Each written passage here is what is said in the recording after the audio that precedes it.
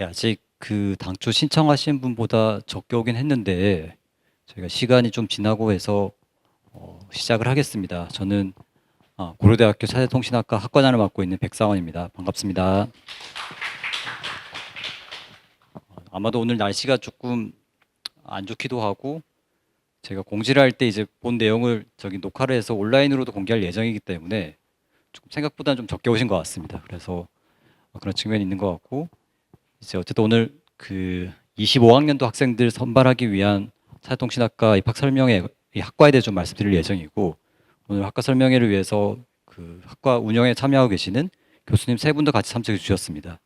간단히 인사 부탁드리면 김중원 교수님 참석해 주셨습니다. 예, 이남윤 교수님 참석해 주셨습니다. 예, 신원재 교수님 참석해 주셨습니다. 예, 예. 아무래도 저희도 방학이다 보니까 좀 핵심되는 교수님들만 오셨다고 보시면 될 것 같습니다. 예. 그래서 제가 오늘 그 차세통신학과 관련해서 저희가 이제 교수님들 통해 가지고 각 몇몇 학교 방문한 학교도 있고 그렇지 않은 학교도 있는데 이제 이 학과가 어떻게 만들어졌고 어떤 비전을 가지고 운영이 되고 있는지 그리고 학생들이나 학부모님들 입장에서 봤을 때 어떤 메리트가 있는지 등을 좀 말씀드리도록 하겠습니다. 그래서 설명은 길진 않을 것 같고 설명하고 이제 궁금하신 부분들에 대해 저희가 답변 드리는 형태로 진행할 예정입니다. 제가 뭐 한 3년 정도, 횟수로 3년 정도, 제가 이제 23학년도부터 학생을 뽑아가지고 22년부터 홍보를 했기 때문에 22, 23, 24 이렇게 홍보를 하고 있는데, 저희는 이제 전공 자체가 통신, 네트워크 이런 걸 하다 보니까 너무 익숙한 용어들인데, 예상외로 이제 전공하지 않으시는 분들이 통신이 뭐지, 뭐 차세통신이 뭐지, 이걸 왜 삼성이 하지, 이런 것들에 대해서 많이 궁금해들 하시더라고요. 네, 그래서 이런 슬라이드를 정리해 봤는데, 차세통신이 뭐고 이걸 떠나서 모든 분들이 이제 오른쪽 하단에 있는 것처럼 스마트폰을 다 갖고 계실 거고 뭐 업무를 보기 위해 스마트 패드를 쓰거나 노트북을 쓰거나 PC를 쓰거나 이런 걸 하실 텐데 그 컴퓨터 한 대만 가지고 또는 스마트폰만 가지고 뭔가를 할 수는 없거든요. 네. 그걸 가지고 뭔가 좀 더 실효성 있는 일을 하기 위해서는 걔가 네트워크에 연결되고 통신을 통해서 데이터를 주고받는 과정이 있어야지만 더 많은 정보를 가지고 오거나 예를 들어 자율주행 자동차다라고 하면은 주변 상황에 대한 정보를 인지를 해야 되는데 인지한 정보를 가지고 오거나 할 때 저희가 이렇게 와이파이 안테나라고 하잖아요. 네, 점점점 표현을 하거나 위에 있는 것처럼 선을 그리거나 뭐 실선이 되거나 점선이 되거나 저런 것들이 모든 것들이 이제 통신이다라고 보시면 됩니다. 예. 각각 요소들이 혼자서 다 동작할 수는 없기 때문에 주변에 옆에 있는 또는 거쳐서 있는 저기 멀리 있는 클라우드 서버나 등등과 통신하기 위한 것들이 모든 것들이 차세 통신과 관련된 기술이다라고 보시면 되겠습니다. 그래서 스마트폰도 있고 뭐 미래의 어떤 자율주행 자동차도 있고 우리가 뭐 IoT라고 하는 것도 있고 또 공장 자동화나 스마트 팩토리 이런 데 들어가는 것도 있을 거고 또 위에 보시면 위성통신도 있고 위성통신을 통해서 제어를 받는 뭐 드론이라든지 무인 이동체 이런 것들도 기본적으로 통신 기능이 다 들어가야지만 뭔가를 할 수 있다라는 것이 되겠습니다. 그래서 잘 생각해 보면 우리 실생활에 가장 긴밀하면서도 중요한 역할을 하고 있다. 우리가 인지를 하고 있지 못하지만 라고 말씀드릴 수가 있을 것 같고 그걸 뭐 우리들만 이야기하는 것이 아니고 우리나라에서 이제 국가적으로 12개의 전략 기술이라고 하는 것을 선정해서 전략적으로 이제 드라이브를 해서 산업이라든지 연구 개발을 드라이브를 하고 있습니다. 이게 박스로 되어 있는 12개가 되겠는데 뭐 하나씩 보면 반도체 뭐 2차 전지, 모빌티 등등도 있고 차세대 통신 같은 경우는 하단에 보시면 필수 기반 영역으로 분류된 차세대 통신, 뭐 인공지능, 첨단 로봇, 뭐 양자 컴퓨팅 통신하고 같이 차세대 통신이 우리 흔히 말하는 지금 우리가 쓰고 있는 5G가 있는 것처럼 5G 다음에 해당되는 뭐 6G라든지 이런 것과 관련된 차세대 통신 기술이 상당히 중요한 기술이고 뭐 선도하고 미래 도전하는 측면도 있지만 기본적으로 다른 산업에 영향을 미치는 필수 기반 인프라의 기술로 역할을 하고 있다라고 말씀드릴 수 있을 것 같습니다. 그래서 뭐 전략기술 기대 효과를 이렇게 나라에 정리를 한 건데 여기 12개를 보시면 어떤 기술은 우리가 아주 잘하고 있는 기술도 있고 잘 아시다시피 반도체나 이런 쪽 우리가 잘하는 영역이고 잘하지 못하지만 앞으로 잘해야 되는 것들 뭐 수소라든지 또는 양자 컴퓨팅이라든지 이런 기술들도 있습니다. 그런 것들 중에서 타자통신은 우리가 가장 잘하고 있고 더 잘해야 되는 영역이다라고 보시면 될 것 같습니다. 그래서 뒤에 나오는 것처럼 우리나라가 통신이나 네트워크 분야에서 세계 최초로 여러 개를 달성을 했거든요. 네. 첫 번째 있는 거는 이제 세계 최초로 하는 두 번째로 미국에 이어서 두 번째로 인터넷이라고 하는 아주 광범위한 네트워크에 연결된 두 번째 나라가 대한민국이고, 우리가 지금 쓰고 있는 휴대폰, 뭐 스마트폰으로 이어지는 이동통신 같은 경우는 2G, 3G, LTE가 4G니까 4G, 5G까지 항상 이제 첫 번째로 상용화를 한다는 대한민국이다라고 말씀드릴 수가 있습니다. 그래서 저런 경쟁력을 유지를 하고 있고, 그것을 6G 이후에도 유지를 하기 위해서 지금 말씀드리는 차통신학과를 만든 것이다라고 말씀드릴 수가 있을 것 같고, 또 이런 것에서 차통신이 중요하고 더 잘해야 되는 것에서 큰 역할을 한 것이 삼성전자다라고 보시면 되겠습니다. 그래서 저런 통신을 하기 위해 삼성전자가 여러 가지 일을 하는데, 여러분들 사용하고 계시는 갤럭시 폰도 만들지만 여러분들 직접 사용할 일은 없지만 뭐 건물이나 이런 데 보면 이렇게 네모난 박스 같은 것들이 설치되어 있는 것들이 있거든요. 안테나가 연결되는. 그래서 그런 것들이 네트워크 장비인데, 그런 네트워크 장비도 만들어서 국내에도 공급을 하고, 여기 나와 있는 것처럼 미국의 DC 네트워크면 우리를 치면 뭐 KT나 유플러스 같은 회사인데, 미국에서 그런 쪽에 들어가는 장비를 삼성전자 공급을 하거나, 인도에서 마찬가지로 KT와 같은 뭐 SKT와 같은 에어텔이라고 하는 회사에 삼성전자가 솔루션 장비나 소프트웨어를 공급을 하거나, 또는 일본에 있는 KDDI라고 하는 회사에 5G 솔루션을 공급을 하거나, 이런 것들을 열심히 잘 하고 있다라는 겁니다. 그래서 흔히 통신이라고 하면 KT나 SKT나 U+가 하는 거 아니냐라고 생각하실 수가 있는데, 정확히 말씀드리면 KT나 SKT, U+는 통신 서비스를 하는 회사거든요. 네. 그래서 장비를 만들지는 않습니다. 통신하기 위한 장비를 만들고 디바이스를 만드는 건 삼성전자와 같은 장비 업체에서 만드는 거고, 장비 업체에서 만든 것을 구매를 해서 그걸 설치를 해서 운영을 해서 사용자들로부터 돈을 받는 것이 통신사업자다라고 보시면 되겠습니다. 그래서 R&D 영역에서는 삼성전자가 국내에서 가장 통신 관련된 사업을 제일 잘 하고 있고, 5G까지 잘 해왔으니까 6G 이후에도 더 잘하기 위해서 열심히 노력을 하고 있습니다. 그래서 연구소라든지 사업부 등등에서 핵심 기술을 확보하기 위해서 열심히 노력을 하고 있다라는 것이고, 그러면 차 통신이 중요하고 또 거기에서 삼성전자가 열심히 잘해오고 있는데 왜 고려대학교와 같이 차 통신 학과를 만들었느냐? 당연한 이야기지만 뭔가 R&D를 잘 하기 위해서는 이제 우수한 인재들을 잘 양성하는 것이 무엇보다 중요합니다. 기계가 연구를 하는 건 아니기 때문에. 그래서 예전부터 삼성전자에서 좋은 학생들, 좋은 인재들을 모시기 위해서 여러 가지 측면에 노력을 기울였는데, 특히나 차통신 기술에 대한 관심이 높아지면서부터 오른쪽 하단에 있는 것과 같이 2022년 초에 학생 선발하기 1년 전에 고려대학교와 삼성전자가 협약식을 맺어가지고 국내에서 유일하게 차세통신에 특화된 인재를 양성해보자라는 취지에서 고려대학교 차세통신학과를 만들기로 했고, 23년부터 학생을 모집해서 지금 23학번 학생이 2학년, 24학번 학생이 1학년으로 되어 있습니다. 그래서 만약에 들어오시게 되면 이제 뭐 기수로 치면 3기가 해당되는 학생이 되겠습니다.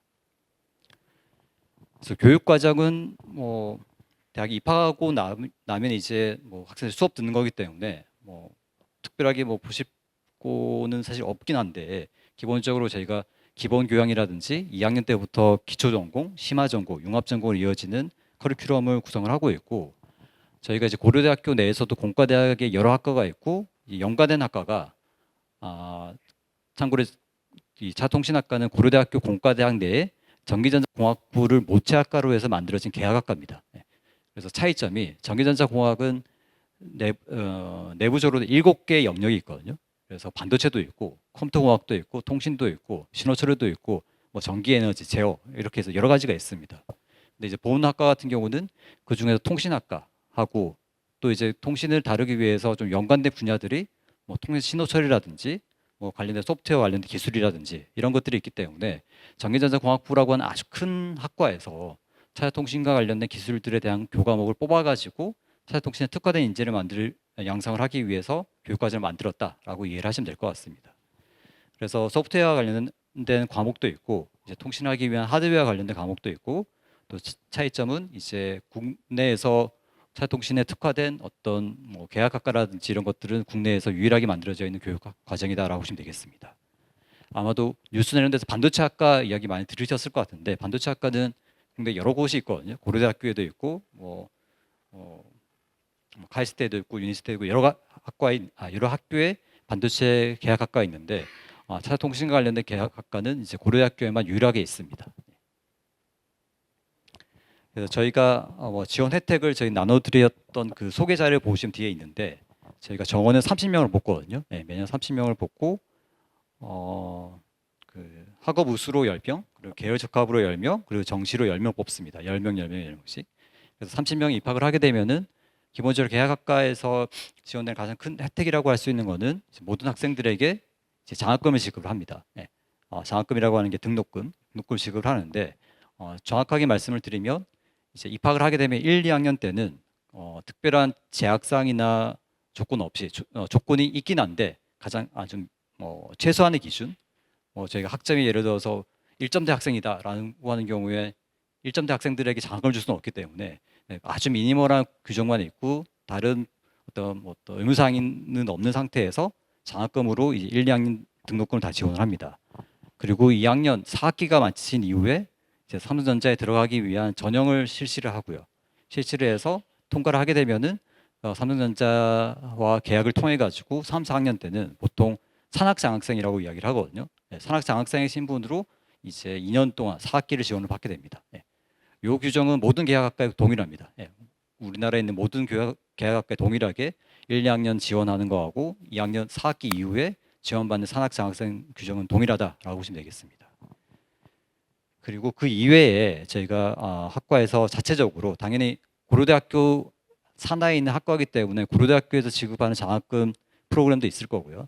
그거 말고 본 학과에서도 기본적으로 학생들에 대한 보조금, 생활 보조금도 따로 지급을 하고 있고 또 학업이 우수한 학생들을 선발해가지고 학과 우수 장학금 등에 대한 것도 지급을 하고 있습니다. 그리고 이제 뭐 학생들이 좀 더 견문을 넓힐 수 있도록 저희가 미국이나 뭐 스페인에서 개최되는 CES나 MWC라고 하는 국제적으로 아주 많은 사람들이 모이는 박람회가 있습니다. 박람회에 대한 것도 저희가 재학 중에 한 번씩 다 갈 수 있게 준비를 하고 있고 아마 첫 번째 방문이 내년도 1월 정도에 CES에 2, 3학번들, 2학년들 학생들이 이제 참관할 예정입니다. 그거 이외에도 저희가 학과에서 지원될 수 있는 여러 가지 프로그램을 준비를 하고 있고 또 뭐 전기전자공학부처럼 넓게 배우는 학과가 아니기 때문에 좀 이제 학생들이 좀 심화 있는 과목을 들을 수 있도록 학부 연구생이라든지 또는 삼전자에 가서 이제 현업에서 어떤 일을 하는지를 체험할 수 있는 인턴십도 저희가 실시를 하고 있습니다. 또 입학한 학생들을 대상으로 해서 뭐 노트북이라든지 패드라든지 이런 수업에 활용될 수 있는 장비를 구매할 수 있는 교육 장비에 대해를 구매할 수 있는 어떤 장려금도 지급을 하고 있습니다. 그다음에 졸업을 하고 나서 이제 어디로 가느냐가 또 중요한 이슈일 것 같은데 삼성전자라고 하는 회사가 상당히 커서 이제 DX라고 하는 사업 부문이 있고 DS라고 하는 사업 부분이 있는데 보통 이제 반도체 쪽으로 대표되는 것이 DS 부분 오른쪽에 있는 그래서 메모리를 만들거나 그 메모리를 생산하기 위한 이제 공정 라인 공장을 운영을 하거나 뭐 시스템 설계를 하거나 이런 쪽이 있는데 본 계약 차通信학과 같은 경우는 DS 부분이 아니고요. 왼쪽에 있는 DX라고 하는 그런 부품들을 만들어졌을 때 부품들을 조립을 해서 스마트폰을 만들거나 랩탑을 만들거나 노트북을 만들거나 가전을 만들거나 뭐 이런 것들이 있을 텐데 그런 쪽을 하는 사업 부분이 DX 부분입니다. DX 부분 중에서도 저희가 차통신 기술이 핵심적으로 동작하는 것이 빨간색 박스에 들어가 있는 부분 되겠습니다. 그래서 MX라고 되어 있는 모바일 익스피리언스라고 하는 사업부가 우리가 말하는 갤럭시 폰을 만드는 사업부입니다. 스마트폰. 그리고 네트워크 사업부가 그 갤럭시 폰하고 연결해가지고 뭐 인터넷이나 뭐 5G, 6G에 연결되기 위한 네트워크 장비를 만드는 것이 두 번째 네트워크 사업부가 되어 있고 MX 사업부나 네트워크 사업부는 이제 실제로 상용화 사업을 하기 위한 주요 기술을 연구 개발한다라고 하면 제일 밑에 있는 삼성 리서치라고 하는 연구소는 약간 선행 기술들 뭐 5년 6년 뒤에 사용되기 위한 통신 기술이라든지 통신 표준화에 대한 것들을 선행 연구하는 것이 삼성 리서치가 되겠습니다. 그래서 본학과에 입학을 해서 이제 1, 2학년 마치고 3년 전형을 통과해서 3, 4학년 마치게 되면 취업하는 과정에서 중간에 4학년 때쯤에 인턴십을 거치고요. 인턴십을 통해서 이제 서로가 학생하고 회사에서 이 친구들과 어떤지 또는 사업부가 어떤 일을 하는지를 경험을 한 다음에 이제 MX나 네트워크 사업부나 또는 삼성 리서치 중에 어떤 배정이 돼서 그쪽에서 역할을 하게 되겠습니다. 그래서 빨간색 박스로 된 영역에 졸업한 학생들이 가게 된다라고 보시면 되겠습니다. 그래서 학과에 대해서 제가 쭉 다 말씀을 드렸고 그냥 학과 현황들 우리 학생들 앞에 요 등록 데스크에 앉아 있는 학생들이 2, 3학번 학생들이거든요. 2학년 학생들. 예, 그래서 학생회에서 이런 행사 이런 것들도 잘 협조를 하고 있고 이게 작년에 이제 2, 3학번 학생들 찍은 사진인데 제가 설명회 진행하면 부모님들이 물으시더라고요. 그러니까 특히 2, 3학번 처음 입학하기 전에 선배들이 없는데 어떻게 해요라고 물으시더라고요. 예. 근데 그 뭐 학생에 따라 다를 것 같은데 선배가 없어서 힘들 수도 있는데 선배가 있어서 힘들 수도 있거든요. 네. 그래서 제가 볼 때는 이게 2, 3학번 작년에 1학년 학생들 찍은 사진인데 저희가 생각했던 것보다는 훨씬 더 자율적으로 학생들이 모여서 이제 학생회도 처음 만들고 뭐 모든 게 다 처음이었던 학생들인데 알아서 잘 진행했습니다. 예, 그래서 이게 작년 봄 정도에 찍은 사진에 대해서 생각보다 훨씬 더 학생들이 학교 생활을 만족하면서 잘 다니고 있다라고 말씀드릴 수 있을 것 같고 이것도 이제 학교에 진행되는 축제라든지 뭐 고연전 등등에 참석했을 때 사진 될 것 같습니다.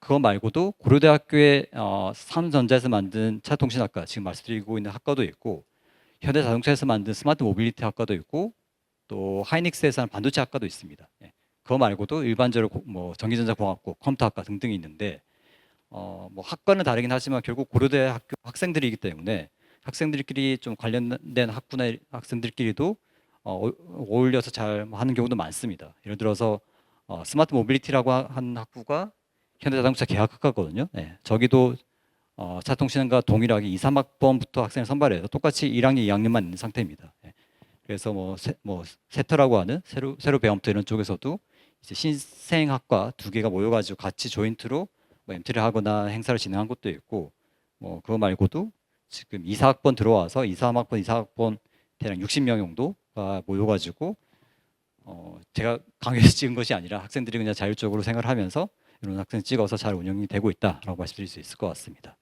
그래서 2호학번 학생들이 들어오게 되면은 이제 마찬가지로 신입생이 될 거고 이 학생들이 또 선배 2학년 선배, 3학년 선배로서 이제 신입생들이 잘 적응해 나갈 수 있게 많이 도움을 줄 것 같습니다.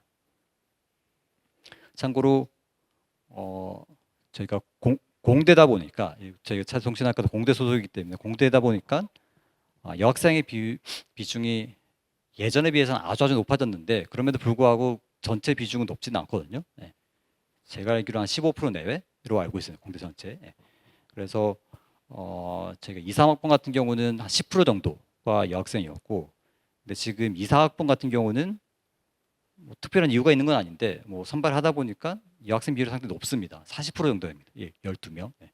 그래서 저희 학과가 뭐 전기전자공학이라고 하면 어떻게 보면 조금 딱딱한 영역도 있긴 하거든요. 소프트웨어적인 것도 있긴 하지만 근데 저희는 이제 사실 통신과 관련된 것들을 공부하면서 그쪽에서 뭐 하드웨어적인 것이 있긴 하지만 조금은 더 소프트한 측면이 조금 있어서 학생들이 선호하는 경향이 있는 것 같기도 하고 뭐 내년에 또 어떻게 될지 모르겠습니다. 일단 현황은 그런 정도의 비중을 가지고 있다라고 말씀드릴 수 있을 것 같습니다.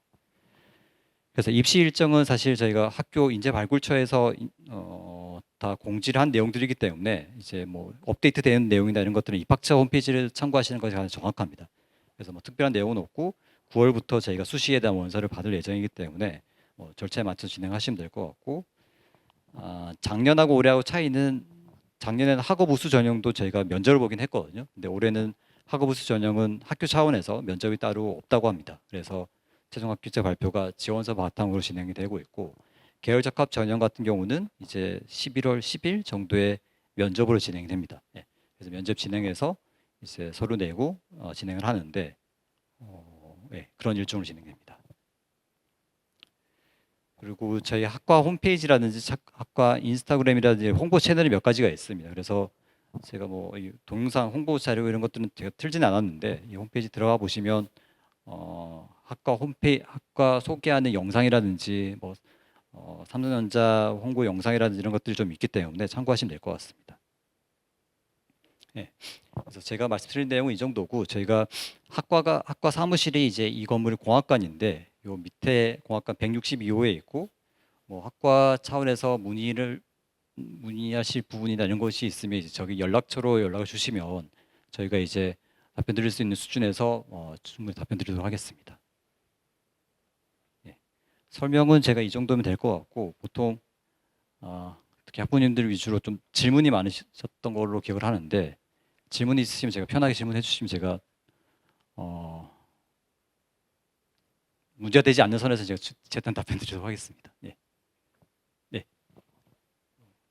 교과 전형으로 뽑지 않으시잖아요. 네. 즉 일반고 아이들이 많이 가는 전형으로 뽑지 않으시고 학업 부수나 계열 적합으로 뽑으셔서 일반고와 특목고 아이들의 비율이 어느 정도 되는지, 일반고 아이들이 지원을 했을 때 어느 정도 가능성이 있을지 궁금합니다. 이제 수시 전형이 저희가 평가를 하긴 하지만 아주 어렵거든요. 이게 뭐 블라인드 심사기 때문에 이게 학생이 일반고인지 특목고인지 자사고인지 저희도 모르고 뽑습니다. 예, 근데 여러 가지 팩터를 보고 수업이라든지 등등을 보고 이제 이 친구가 더 경쟁력이 있는지 없는지 등을 판단을 하긴 하는데 그러다 보니까 저희가 어떤 비율에 대해서 또는 쿼터에 대해서 뭐 목표로 하고 뽑진 않거든요. 예, 결과적으로 말씀드리면 제가 정확하게 수치는 기억을 못 하는데 학업우수 전형은 일반고 학생들이 대다수인 걸로 알고 있고요. 근데 계열 적합 같은 경우는 아무래도 특목고 학생들이 이쪽 계열이라고 하면 뭐 소프트웨어도 있고 전기전자도 있기 때문에 그쪽으로는 뭐 자사고나 특목고 학생들이 좀 지원 비율 자체가 높습니다. 그래서 계열 적합 전형 같은 경우는 한 과반수 이상은 뭐 특목고나 자사고나 이런 학생이 많은데 학업우수 전형은 제 기억으로는 이제 아무래도 숫자는 공개를 할 수가 없다라고 말씀하셔서 숫자를 제가 기억을 하지도 못하고 근데 학업우수 전형은 일반고 학생도 꽤 많았던 걸로 기억을 합니다. 예, 정시 쪽도 제가 알기로는 일반고 전형도 많습니다. 예. 그래서 저희가 앞에 말씀드린 것처럼 어떤 기준을 가지고 딱 뽑을 수가 없기 때문에 저희가 앞에 이 학생들이 40%라고 했는데 40%를 맞춰야지라고 뽑은 것도 아니거든요. 예.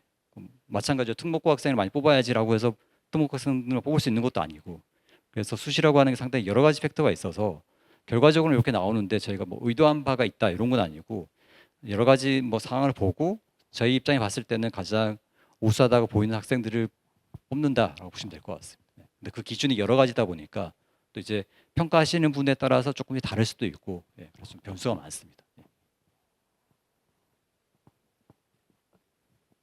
혹시 또 다른 질문 있으실까요?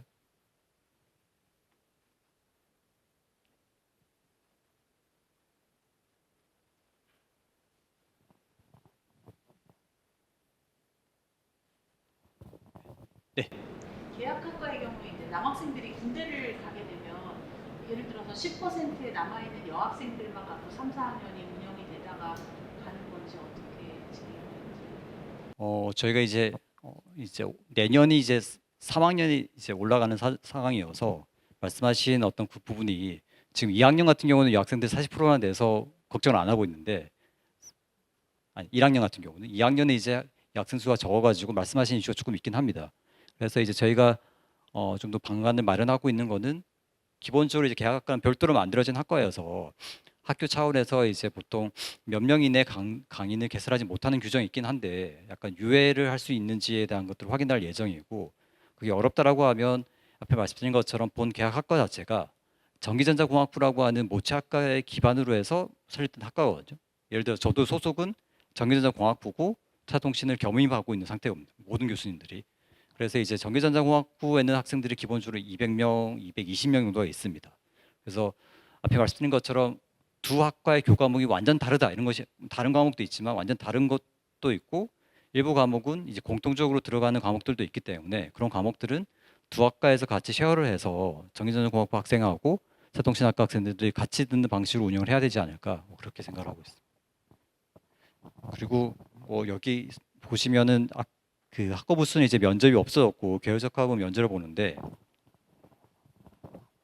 어, 이게 오프 더 레코드인지 아닌지는 모르겠는데 면접을 보는 면접관이 그 해당 학과의 교수님도 있고 아닌 것도 있고 섞어서 보거든요. 예, 섞어서 보기 때문에 뭐 여러 가지 팩터가 좀 다양하긴 한데 고려대학교 면접 같은 경우는 재시문 기반 면접입니다. 그래서 면접관이 왜 지원했어요 이런 것도 묻지 않습니다. 그걸 답할 필요도 없고 그냥 주어진 제시문에 대해서 생각하는 것들을 논리적으로 정리를 해서 답변하는 거거든요. 답변을 하면 저희는 듣고 답변이 타당한지 아닌지에 따라 점수를 매기는 시스템입니다. 그래서 어, 가끔 어디서 잘못된 소식을 듣고 면접실 들어오면서 구호를 외치면서 들어오는 학생들이 있거든요. 예. 그리고 나가면서도 구호를 외치면서 나가거든요. 꼭 뽑아달라고. 근데 그런 거 아무런 영향이 없거든요. 예. 그러실 필요는 없고 대신 시간에 맞춰서 준비하는 게 필요합니다. 예. 그래서 이러이러한 것들을 내가 그러니까 뭐 한 30분 정도 고민해서 들어가는데 그걸 조리 있게 답변을 하는 걸 연습을 해야 되거든요. 예. 그게 연습이 안 된 친구들은 특히나 특히 저도 경상도 남자긴 한데 경상도 남학생들 같은 경우는 시간을 6분, 7분을 줘도 2분, 3분 말을 안 하거든요. 예. 더 이야기를 하라고 해도. 예.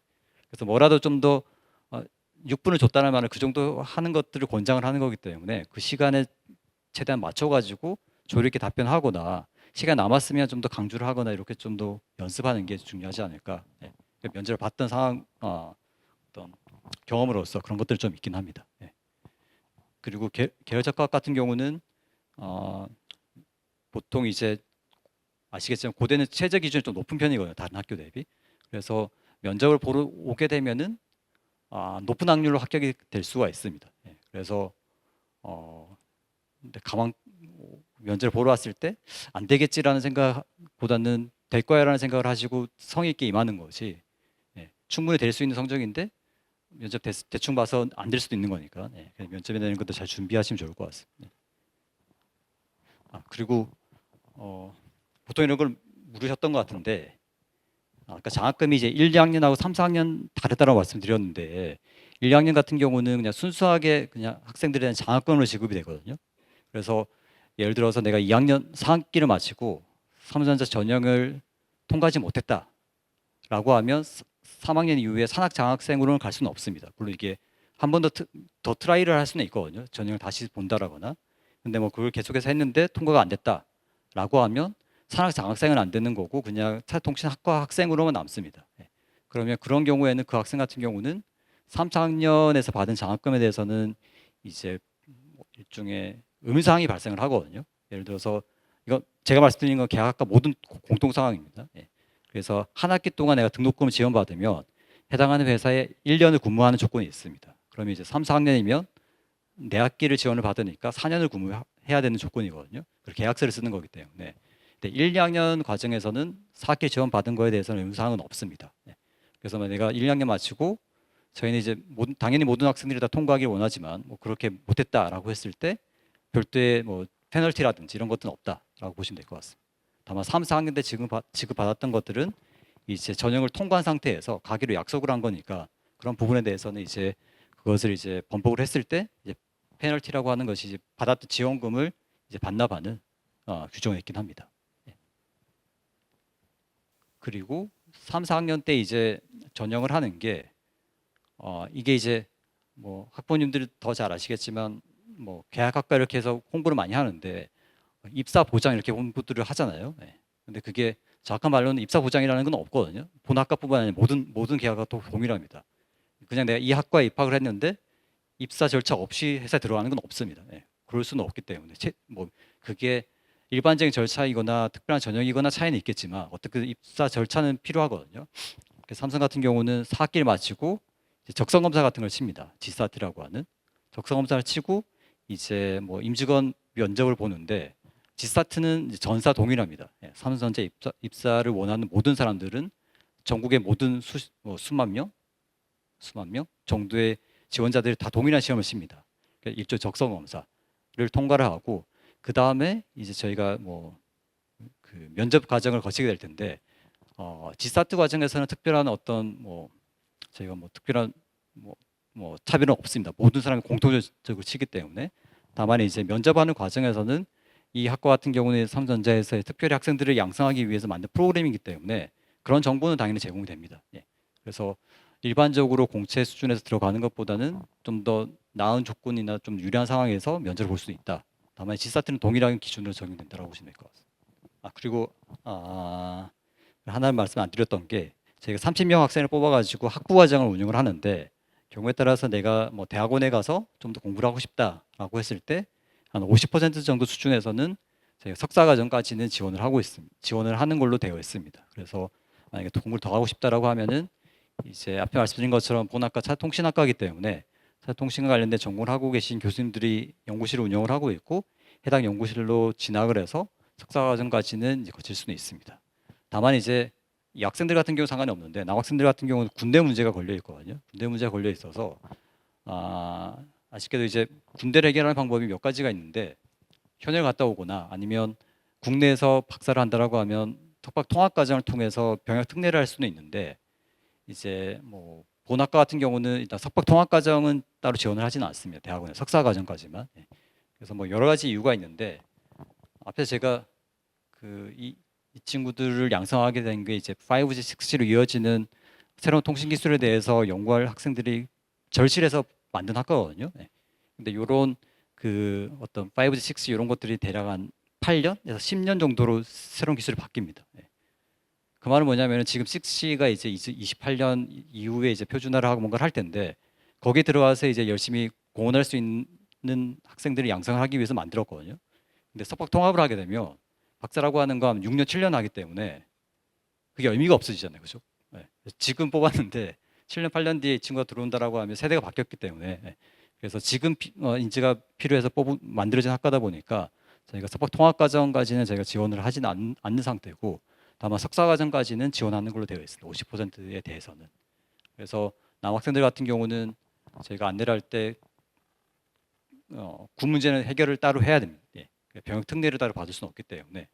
그래서 근데 이제 뭐 장단점이 있는데 최근에는 군대가 뭐 아주 짧아져서 군대를 간 사람은 그렇게 하지 않을 수도 있지만 뭐 18개월 정도밖에 안 되기 때문에 병역 특례를 하게 되면 3년이거든요. 예.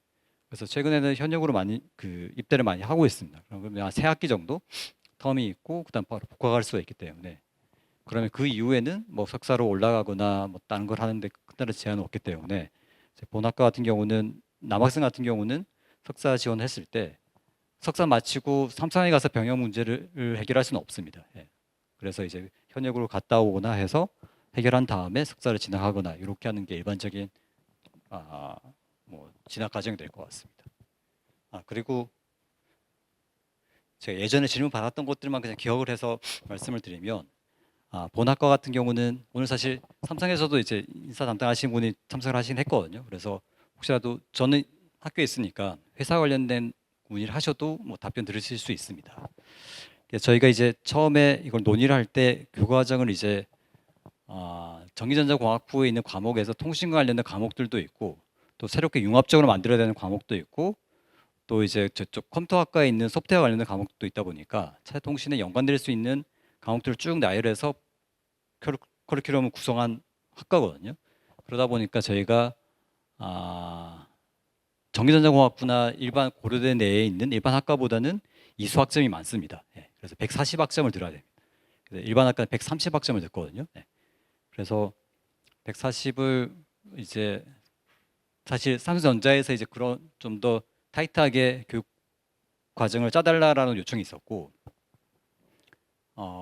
사실은 처음에 요청받았던 건 140보다 더 많았거든요. 네, 더 많아서 더 타이트했는데 제가 이렇게 정리를 해서 140학점으로 정리한 상태고 그래서 일반 학과보다는 10학점을 더 들어야 됩니다. 예, 더 들어야 되는데 10학점이면 이제 뭐 3학점 과목 한 3개 정도, 3개, 4개 정도를 더 듣는데 이게 아주 큰 부담이 되진 않는 게 앞에 말씀드린 것처럼 저희가 수업을 들어야 되는 것도 있고 그 다음에 이제 회사에 가서 인턴십을 하는 인턴십 프로그램도 있거든요. 인턴십 프로그램도 있고 또 연구실에 가서 학부생으로 연구 경험을 하는 뭐 학부 연구생 이런 과정도 교과목으로 만들어 놨기 때문에 해당하는 과목을 수강을 하게 되면 뭐 3학점, 3학점, 3학점에서 이제 뭐 그거는 이제 별도 수업을 듣지는 않으니까 이제 연구실에 가서 어떤 연구 활동을 하거나 인턴십은 방학 때 진행을 하는 거고요. 네, 방학 때 진행하는 과정을 통해서 학점을 인정받을 수 있기 때문에 130에서 140 늘긴 했지만 실질적으로 내가 강의를 듣거나 더 해야 되는 거는 뭐 한 과목 정도가 될 거기 때문에 아주 뭐 일반 학과보다 강의 부담이 아주 높다 이렇게 보기는 어렵습니다. 예, 근데 이제 기계적으로 숫자상으로는 10학점 정도가 많은 거고 저희가 학생들은 뭐 지금 바깥에 있긴 한데 학생들이 조금 힘들어하는 것들은 학부모님들은 좋아하실 수도 있는데 보통 이제 일반 학과에 들어오면 제가 1학년 때는 예를 들어 제가 전기전자공학부 교수인데 전기전자공학부 1학년 학생들을 본 적이 없거든요. 예, 볼 수가 없는 게 1학년 때는 전공 과목을 듣지 않습니다. 전공 과목을 듣지 않고 일반 물리, 일반 화학, 뭐 미적분학 이런 것들을 듣습니다. 이런 과목들은 저희가 강의하는 것이 아니고 저기 이과대학, 예, 수학과나 물리학과에서 강의를 하거든요. 예. 그러다 보니까 이게 약간 좀 괴리감이 있는 게 실질적으로 공학 쪽에서 뭔가 쓰이는 기술보다 이제 뭐 중고등학교 때 배웠던 뭐 물리나 화학을 다시 반복하거나 좀 더 심화된 걸 하는 정도이기 때문에 본학과 같은 경우는 이제 통신 기술이다 보니까 사실 화학과는 거의 상관이 없거든요. 예, 화학 잘한다고 해서 요 잘하는 게 아니기 때문에 물리도 뭐 고등학교 때 수업 공부를 잘 했고 잘 들었으면은 뭐 충분하다고 저희는 판단을 하고 있고 그래서 저희는 일반 물리나 일반 화학을 따로 1학년 때 듣지는 않습니다. 대신에 저희가 2학년에 원래 전기전자공학부로 치면 2학년 때 뭐 공학 수학이라고 하는 과목들이 있는데 그런 과목들을 1학년에 내려서 수업을 듣습니다. 예. 그래서 남들보다 다른 학과보다 한 1년 정도 좀 빨리 좀 듣는다. 전공 과목을. 그래서 저희가 교수님도 오셨지만 교수님들이 직접 1학년 때부터 전공 과목들을 강의를 하거든요. 한 두 과목 정도 많이 할 수는 없지만 교양 말고는. 그래서 사실 1학년 때 듣는 과목들이 보통 일반 학과에 갔을 때는 1학년, 2학년 때 듣는 과목을 저희가 압축시켜 가지고 수업을 하기 때문에 학생들이 좀 타이트하다고 느끼긴 합니다. 예. 하지만 이제 저희가 좀 더 밀도 있게 강의를 진행하기 때문에 학생들도 잘 따라오고 있고요. 예. 그래서 그걸 바탕으로 해서 그렇게 되면 이제 저희가 보통 일반 학과에서 3학년 때, 4학년 때 하는 것들을 2학년, 3학년 때 할 수가 있거든요. 예.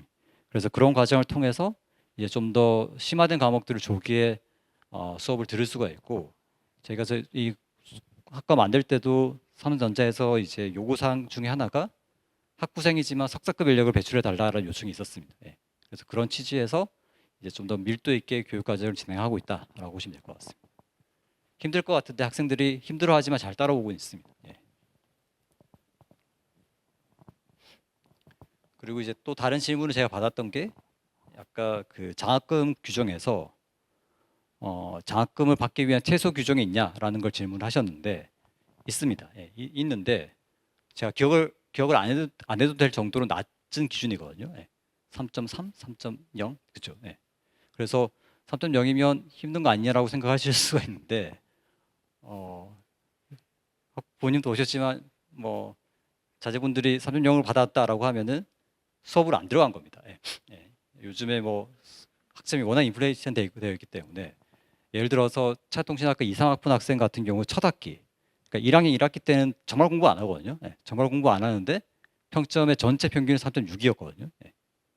정말 1학년 1학기 때 정말 공부 안 하고 놀기만 하는데 3.6이 나왔는데 3.0이다라고 하는 거는 정말 시험을 쳤나 싶을 정도의 의문을 가지는 기준이기 때문에 그럴 거는 걱정 안 하셔도 되고 충분히 이 친구가 뭐 수업에 잘 참석하고 따라간다라고 하면은 물론 이제 대학에 오면 또 뭐 열심히 잘하는 친구들이 주변에 많기 때문에 경쟁이 있긴 하겠지만 그래도 다 같이 공부하는 분위기도 있기 때문에 학생들 충분히 따라갈 수 있는 학점이고 그렇게 되면 뭐 3.0 기준이나 이런 것들이 문제가 되거나 이러지는 않습니다. 예. 혹시라도 만약에 3.0 기준이 안 됐는데 이 친구가 몸이 아팠다 또는 뭐 가정 형편 때문에 공부를 할 수 없는 상황이었다라고 하면 제가 내부적으로 논의해서 구제할 수 있는 방안도 마련하고 있습니다. 예. 그래서 그런 상황이 아닌 이상 내가 몸도 건강하고 아무런 문제가 없는데도 3.0이 안 나왔다라고 하는 거는 장학금인데 그래도 장학금인데 예. 공부 열심히 하라고 주는 건데 공부 열심히 안 했기 때문에 네, 그 정도의 미니멈한 기준만 있다고 보시면 될 것 같습니다. 그래서 그런 부분에 대해서는 걱정을 안 해도 되고 이제 저희가 구성하고 있는 교육 과정을 잘 이수한다라고 하면은 저희가 이제 통신 기술에 대한 교과목은 전체 다 아우르고 있기 때문에 아우르고 있고 저희가 좀 더 점점 더 나은 쪽으로 개선할 수 있도록 노력을 하고 있기 때문에 앞에 말씀드린 것처럼 차세 통신과 관련해서 이렇게 별도의 학과로 학생들이 이렇게 30명씩 뽑아서 양성하는 학교는 고려대학교 차세 통신학과밖에 없습니다. 예.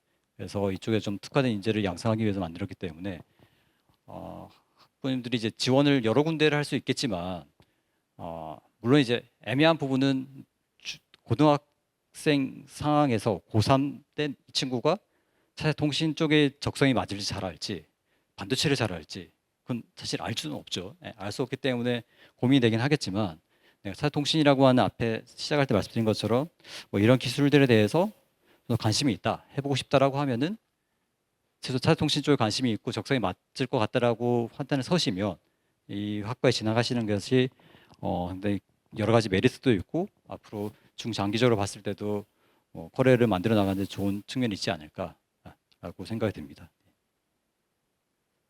그래서 약간 비교를 하면은 이제 반도체학과, 그러니까 뭐 우리가 이제 전기전자공학부는 워낙 넓게 배우기 때문에 조금 영역이 다르다라고 볼 수 있고, 반도체학과하고 이쪽 뒤에 저희 차통신학과 차이점은 반도체학과는 이렇게 소자 칩을 만들어내는 거거든요. 예. 그래서 칩을 만들어내기 때문에 그쪽에서는 예를 들어서 화학이라든지 소재라든지 이런 것들이 중요합니다. 예. 그런 소재를 가지고 뭔가 물질을 만들어내고 그걸 뭐 구성을 하기 때문에, 그래서 공정 라인, 그러니까 뭐 이렇게 뭐 옷 같은 거 뒤집어 쓰고 들어가서 뭐가 보고 이런 것도 있거든요. 예.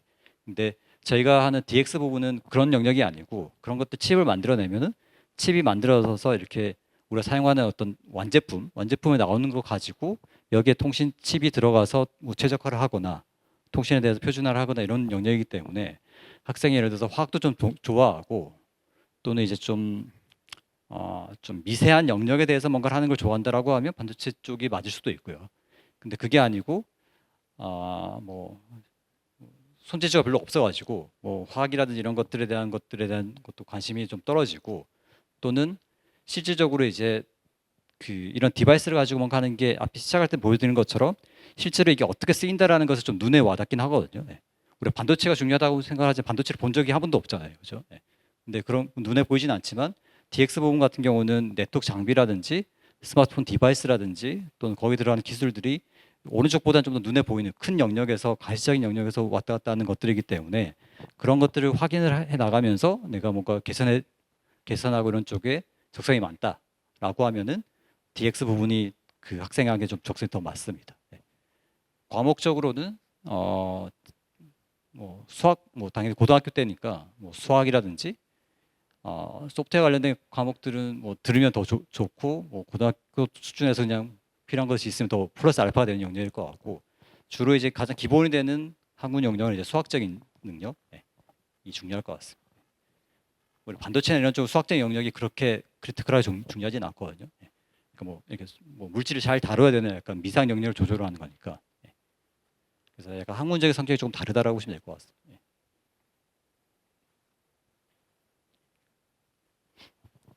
혹시 또 다른 질문 있으실까요? 네.